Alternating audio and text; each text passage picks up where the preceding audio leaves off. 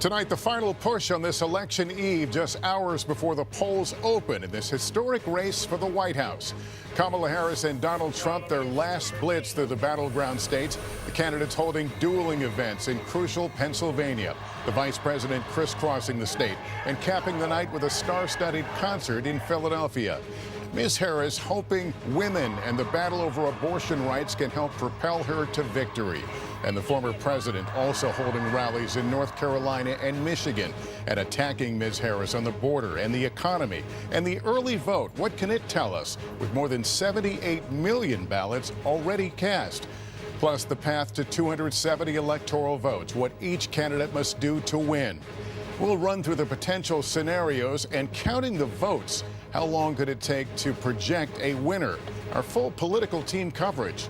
Also tonight, the alarming new report, the alleged covert Russian plot to place incendiary devices on planes traveling to the U.S. and the potential connection to explosions at two shipping hubs. The new tornado threat and severe weather we're tracking after storms left a path of destruction across Oklahoma. And he produced hits for everyone from Frank Sinatra to Michael Jackson, remembering legendary music maestro Quincy Jones. This is NBC Nightly News, Decision 2024. Live from election headquarters in New York, here is Lester Holt. Good evening and welcome from our NBC News Election Center. Well, if the polling is right, it could not be any closer. On the eve of an unprecedented election day, Vice President Harris and former President Trump are running neck and neck, and they are running hard in this last full day of campaigning. With Harris crisscrossing all-important Pennsylvania and Trump also campaigning there, in North Carolina and winding up in Michigan tonight. For a country divided, it's a moment of high anxiety and uncertainty, with more than 78 million people having already cast their ballots in early voting. Adding to that anxiety, it could take days for us to know who the next president will be. Given the closeness of this election, the fact that so many mail-in votes need to be counted, and the legal challenges that could come. Tonight, we are covering it all, starting with Peter Alexander and the Harris camp. Winds up in Michigan tonight after final stops in battlegrounds North Carolina and Pennsylvania, zeroing in on Vice President Harris over the economy and the border. Garrett Hake is covering the Trump campaign. Candidates making their final pitches.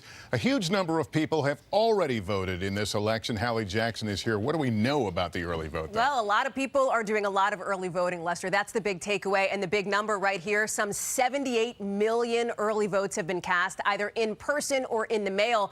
This is a big number. It's not quite what we saw in 2020, but remember, that was the pandemic. But look at this. It outpaces 2012, and it outpaces 2016 as well. Look at the partisan breakdown. That's probably your next question. We're seeing Republicans cutting into the advantage that Democrats traditionally typically have on early voting. 41% registered Democrats, 39% registered Republicans. Caveat, we don't know specifically who they're filling out that ballot before, but it's still a data point.